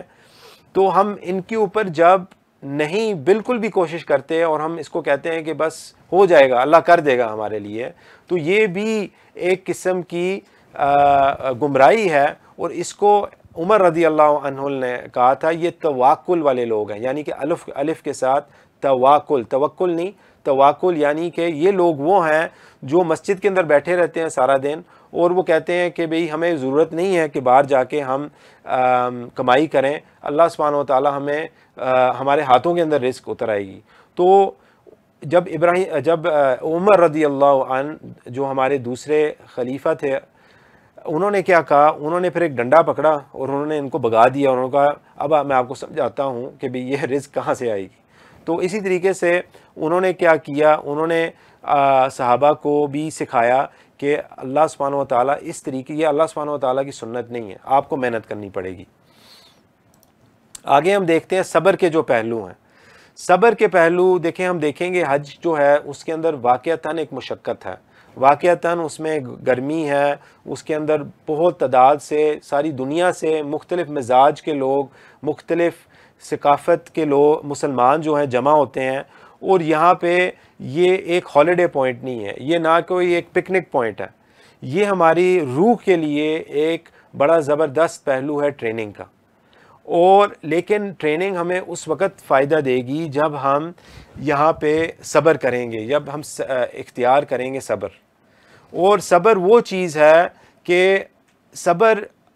عموماً طور میں ہمارے معاشرے کے اندر برداشت کرنے کا نام ہے، یعنی کہ صبر صرف برداشت کرنے کا نام نہیں ہے، بلکہ وہ مسلسل اطاعت کے ساتھ اللہ پر اعتماد کا نام ہے۔ مسلسل یعنی کہ مستقل طور کے اوپر ہم اللہ سبحانہ و تعالیٰ کے اوپر اعتماد کریں۔ اللہ سبحانہ و تعالیٰ سورہ آل عمران میں کہتے ہیں وَالْقَاظِمِينَ الْغَيْظَ وَالْعَافِينَ عَنِ النَّاسِ، یعنی کہ اللہ سبحانہ و تعالیٰ کہتے ہیں کہ وہ غصہ جب ان کو آتا ہے وہ غصے کو پی جاتے ہیں۔ یعنی کہ پینا کیا ہوتا ہے؟ میرے سامنے کوئی پانی رکھے، میں اس کو پی جاؤں تو وہ پانی جو ہے نہیں نظر آتا، وہ مکمل طور کے اوپر وہ غائب ہو جاتا ہے، اور میں اس کو اپنے روح کے اندر اس کو جذب کر لیتا ہوں، اپنے جسم کے اندر۔ تو یہ کیفیت شاید آج ہمارے اندر نہ ہو، اور شاید جب ہمیں غصہ آتا ہو، اور خاص طور پہ اگر ہم حج پہ ہوں، بہت سارے اس طرح مقامات ہوں گے جہاں پہ باعث ہمارے لیے ایک امتحان ہوں گے اور جس کی وجہ سے ہمیں غصہ آئے گا، لیکن ہم نے یاد رکھنا ہے کہ یہ جو حج کی ٹریننگ کا ایکسرسائز ہے، جو یہ مشق اللہ سبحانہ و تعالیٰ ہمیں چند دنوں کی دے رہے ہیں، اس کے اندر ہم نے اپنے آپ کو بار بار یاد کرانا ہے کہ ہم نے یہاں پہ صبر اختیار کرنا ہے۔ تو اسی طریقے سے ابراہیم علیہ السلام کو خلیل اللہ کا جو لقب ہے وہ دیا گیا کہ انہوں نے مکمل طور کے اوپر صبر کیا، اطاعت کی، توکل اللہ سبحانہ و تعالیٰ کے اوپر کیا۔ تو یہاں پہ وہی سوال اٹھتا ہے کہ ہم کیا کھڑے رہتے ہیں جب ہمارے سامنے ایک امتحان آتا ہے، یا ہم گر جاتے ہیں؟ تو اسی طریقے سے والکاظمین الغیظ والعافین عن الناس، یعنی کہ کیا ہم لوگوں کو معاف کر دیتے ہیں یا ہم وہ لوگوں کی جو غلطیاں ہیں وہ ہم پالتے ہیں اور وہ ساری زندگی ہم اپنے ساتھ لے کے پھرتے ہیں۔ اور وہ کیا ہوتا ہے جب ہم اپنے ساتھ وہ لوگوں کی جو شاید انہوں نے ہمارے ساتھ برا سلوک کیا ہو یا انہوں نے غلطیاں کی ہوں، جب ہم ان کو لے کے پھرتے ہیں اپنے ساتھ اپنی زندگی کے اندر، تو پھر کیا ہوتا ہے، اس سے بہت زیادہ ہمارے دلوں کے درمیان دوری پیدا ہوتی ہے۔ اور اس سب سے بڑا نقصان کیا ہوتا ہے کہ ہمارے اندر ایک کیفیت پیدا ہوتی ہے جس کو ہم کہتے ہیں سٹریس کی۔ اور بہت زیادہ جب سٹریس ایک انسان کے اندر جمع ہوتا ہے، وہ خود ہی اس کے اوپر وہ سٹریس جو ہے ایک بیماری کی کیفیت کے اوپر وہ اتر آتا ہے۔ اور جب وہ بیماری اس کے اوپر اتر آتی ہے تو پھر بہت قسم کی جو ہے بیماریاں جس کو ہم کہتے ہیں مختلف قسم کی جو بیماریاں ہوتی ہیں، آٹو امیون ڈیزیزز جس کو ہم کہتے ہیں، وہ اتر آتی ہیں ایک انسان کے اوپر۔ اور پھر وہ کیا ہوتا ہے کہ ایک انسان اپنے ساتھ ہی وہ جنگ لڑ رہا ہوتا ہے، اور اس کی جو امیون سسٹم جس کے لیے اللہ سبحانہ و تعالیٰ نے اس کو اختیار دیا تھا کہ جب فورن باڈیز انٹر ہوتی ہیں، اینٹی باڈیز آتی ہیں اس کے سسٹم کے اندر، اس کو لڑنے کے بجائے وہ کیا کرتا ہے، وہی جو ایک ایئر فورس اور ایک نیول سسٹم اللہ سبحانہ و تعالیٰ نے اس کو دیا تھا اس کی امیونٹی کے طور کے اوپر، وہ اس کے دل کو، اس کے جگر کو، اس کے پھیپھڑوں کو جا کے وہ اٹیک کر رہی ہوتی ہے، اور بہت جلدی سے وہ ایک انسان ڈکلائن میں جاتا ہے۔ تو اس طریقے سے جب ہم صبر کریں، ہم مکمل طور کے اوپر لوگوں کو ہم معاف کرنا بھی سیکھیں، جن لوگوں نے ہمیں تکلیف پہنچائی۔ اور حج جانے سے پہلے یہاں سے جو بہت بڑا سبق ملتا ہے کہ ہم لوگوں کے ساتھ ہم رابطہ کریں جن کو شاید ہم نے کوئی تکلیف پہنچائی ہو اپنی زندگی کے اندر، اور جنہوں نے ہمیں تکلیف پہنچائی ہو، اور ان کے ساتھ ہم صفائی والا معاملہ کریں کہ بھئی ہم ان کو بھی کہہ دیں ہم نے ان کو معاف کر دیا ہے، اور اگر انہوں نے بھی ہمیں کوئی تکلیف پہنچائی ہے ہم بھی ان کو معاف کر دیں۔ آگے ہم چلتے ہیں جس کو ہم بولتے ہیں قربانی کا جو جذبہ ہے۔ دیکھیے قربانی کا جذبہ اگر ہم پریکٹیکل لائف میں دیکھیں، قربانی ہمیں دینی پڑے گی ہر اپنے جو اللہ سبحانہ و تعالیٰ نے ہمیں ذمہ داری اپنی زندگی میں دی ہوئی ہے۔ اب وہ کون سی ذمہ داریاں ہیں کہ دیکھیں، میں اگر اپنی بات کروں، میں ایک شوہر بھی ہوں، میں ایک بیٹا بھی ہوں اپنے والدین کا، میں ایک بھائی بھی ہوں اپنے بہن بھائیوں کا، میں ایک بزنس اونر بھی ہوں، میں ایک کزن بھی ہوں، اور میں ایک دماد بھی ہوں۔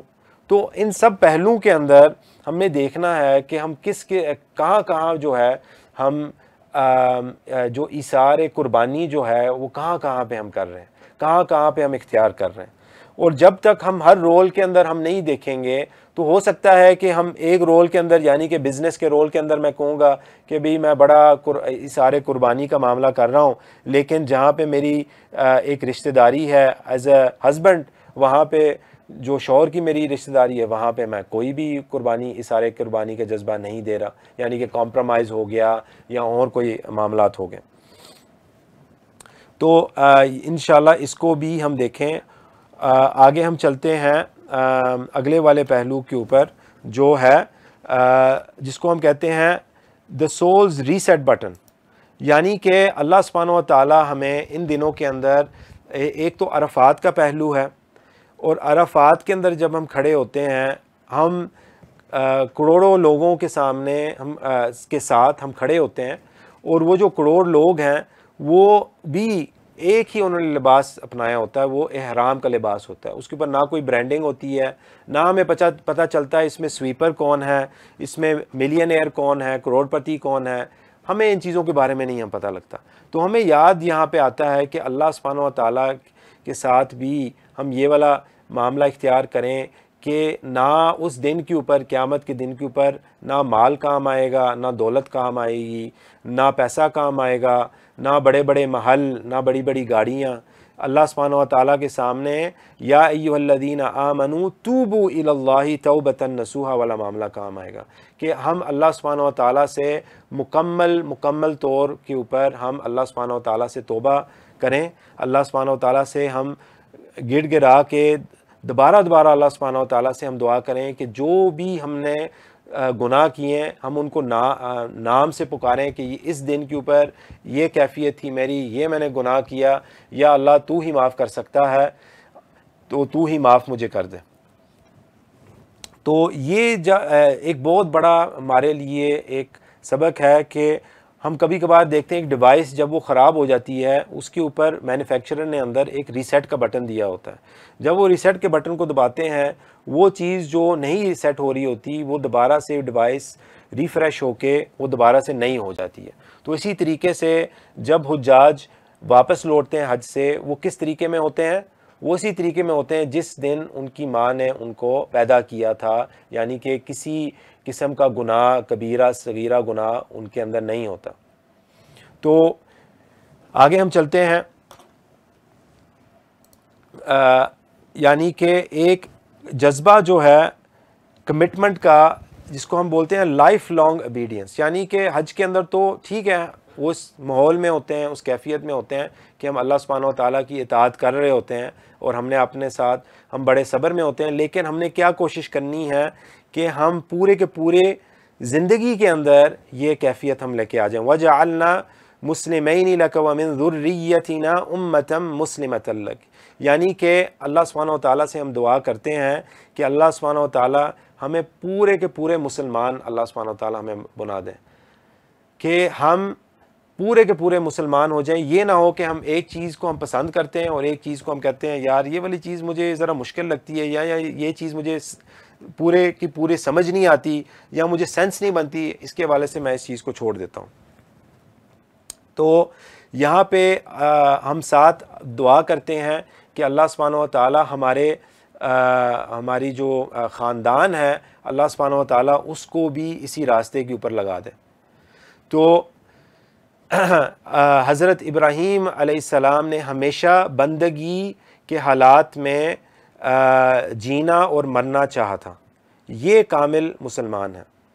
ان صلاتي ونسکی ومحیای ومماتی للہ رب العالمین، کہ بے شک میری نماز، میرا ان صلاتی و نسکی و محیای و مماتی، یعنی کہ میرا کھانا، میرا پینا، ہر معاملات، میرا مرنا، میرا جینا اللہ سبحانہ و تعالیٰ اور اللہ سبحانہ و تعالیٰ کے لیے ہے۔ تو کیا ہم اپنی زندگی کے اندر جب ہم کوئی ڈیسیژن، جب ہم کوئی فیصلہ کرنے جا رہے ہوتے ہیں، کیا ہم اللہ سبحانہ و تعالیٰ کی رضا ہم سامنے رکھتے ہیں؟ کیا ہم سوچ رہے ہوتے ہیں کہ اللہ سبحانہ و تعالیٰ کے یہ چیز پسند ہے یا نہیں پسند؟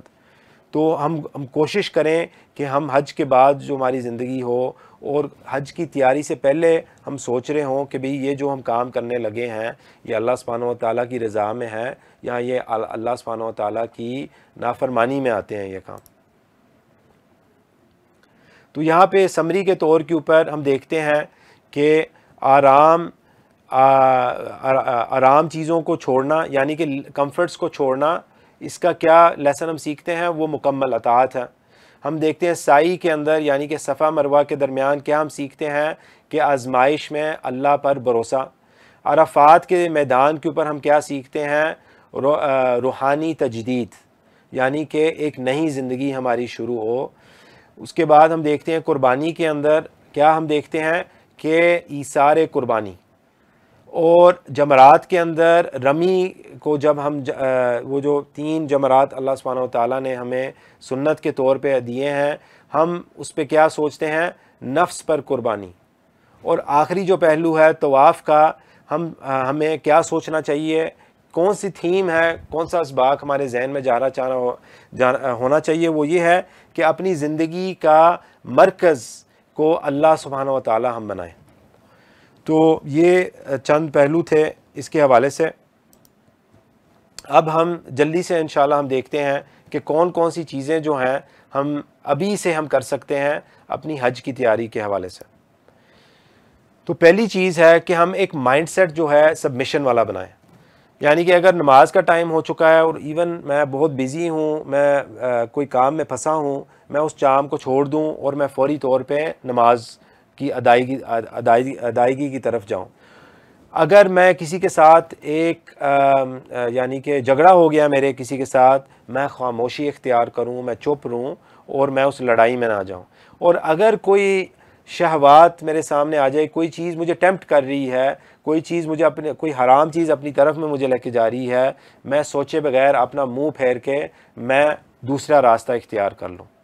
تو جب ہم فوری طور پہ اسی وقت اللہ سبحانہ و تعالیٰ کو، جس طریقے سے ہم نے ابراہیم علیہ السلام کے پہلوؤں کے بارے میں بات کی تھی، اسی وقت اللہ سبحانہ و تعالیٰ کی طرف اپنا منہ کرتے ہیں، تو یہی وہ چیز ہے جو اللہ سبحانہ و تعالیٰ چاہ رہے ہیں ہم سے۔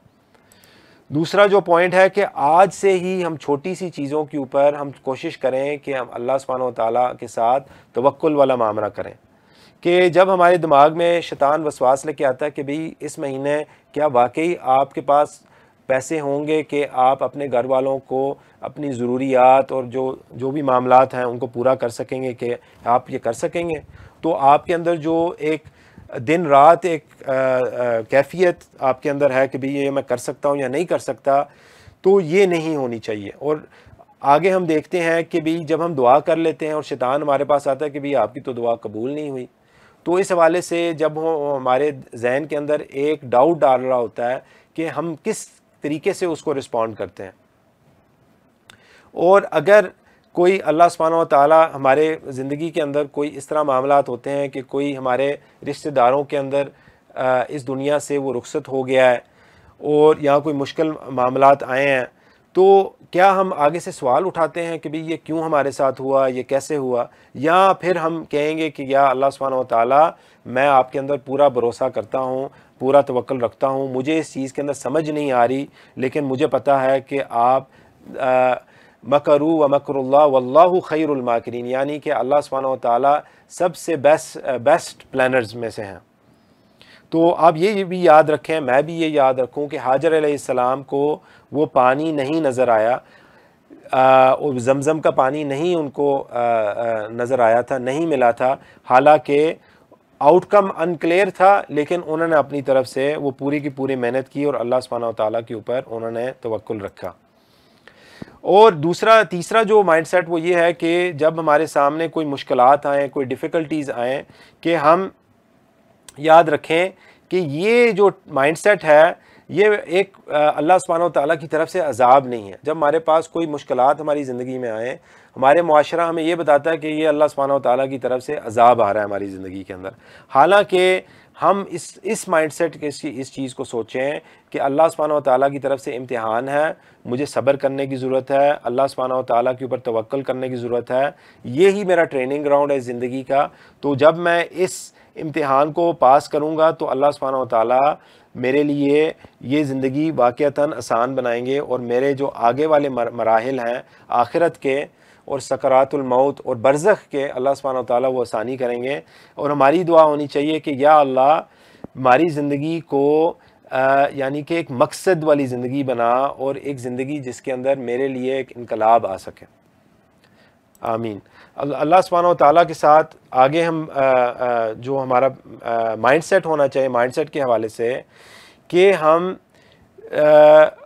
ریگولر طور کے اوپر ہم اس وقت اپنی زندگی کے اندر ہم کوشش کریں کہ اللہ سبحانہ و تعالیٰ کے ساتھ ہم اپنے اچھے اعمال کو بڑھائیں، یعنی کہ ہم کوشش کریں اگر کر سکتے ہیں کہ ہم کوئی روزے رکھ لیں، پیر یا جمعرات کا یا ایام البعید کے جو روزے ہیں، ہم کوشش کریں کہ ہم ایک دفعہ ہفتے کے اندر فجر سے چند منٹ پہلے 10 منٹ 15 منٹ پہلے اللہ سبحانہ و تعالیٰ کے سامنے 2 نفل پڑھ لیں، اور اللہ سبحانہ و تعالیٰ سے ہم دعا کریں کہ اللہ سبحانہ و تعالیٰ ہماری جو دل ہے اس کو نرم کریں، کہ ہم چند منٹ ہم استعمال کریں کہ اگر ہمارے لیے فجر کی نماز کے لیے اٹھنا مشکل ہے تو ہم کوشش کریں کہ ہم فجر کی نماز کے لیے اب سے اٹھیں۔ اگر ہم قرآن مجید کو نہیں پڑھ رہے ابھی تو ہم کوشش کریں کہ قرآن مجید کے ساتھ ہم ایک اچھا تعلق بنائیں۔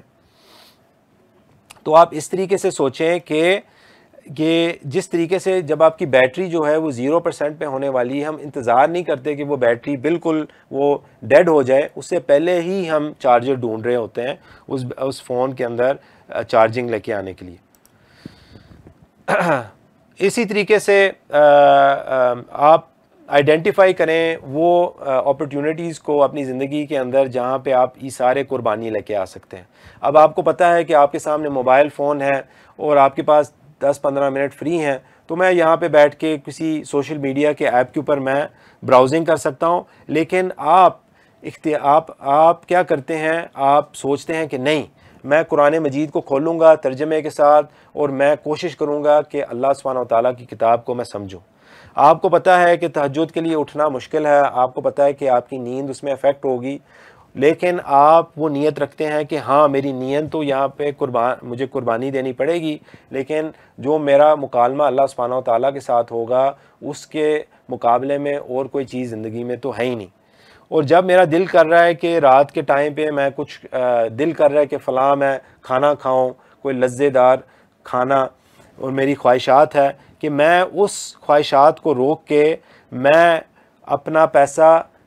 صدقے کی طرف ان مسلمانوں کو، مستضعفین جو لوگ اس وقت امت کے اندر خاص طور پہ غزہ کے اندر، فلسطین کے اندر، ہم اپنا پیسہ ان کو دیں۔ اور یہ جو چیز شاید بہت چھوٹی ہو ان کے لیے، لیکن ہم چیز کو یہ نہ دیکھیں کہ وہ عمل کتنا چھوٹا ہے، ہم اس کی نیت دیکھیں، اور یہ جو اثار قربانی ہے اس کو ہم سامنے رکھیں کہ جب ہم اپنی خواہشات کو کم کر رہے ہیں اور امت کو آگے رکھ رہے ہیں، یہ بہت ایک بڑی بات ہے۔ اور جب ہم اپنے آپ کے اندر دیکھیں کہ بھی میرے دل کے اندر بار بار یاد آ رہا ہے کہ بھی یہ فلاں شخص نے مجھے یہ فلاں کلمات اس نے بولے تھے اور میں اس کو کبھی بھی معاف نہیں کروں گا، ہم اس کو فون اٹھائیں اور اس کو کہیں کہ بھائی آپ نے یہ چند الفاظ بولے تھے، یہ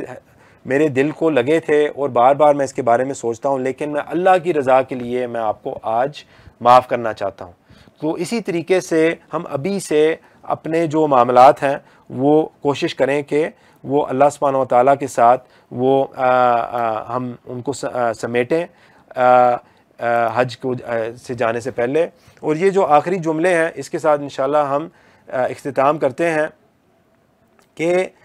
یہ نہ ہو کہ ہم حج جو ہے اپنا حج کو مکے میں ہی چھوڑ دیں، اور یہ نہ ہو کہ ہم اس حج کو ادھر ہی چھوڑ دیں، اور جب ہم واپس آتے ہیں ہم اسی زندگی کے اوپر ہم پورے کے پورے اتر آتے ہیں۔ ہم یہ کریں کہ ہمارا جو مقصد ہے وہ یہ ہے کہ اللہ سبحانہ و تعالی ہمیں حج مبرور والی کیفیت اور زندگی عطا فرمائے، جس کے اندر وہ حج کو ہم ہر وقت وہ ہمارے دل کے اندر ہو،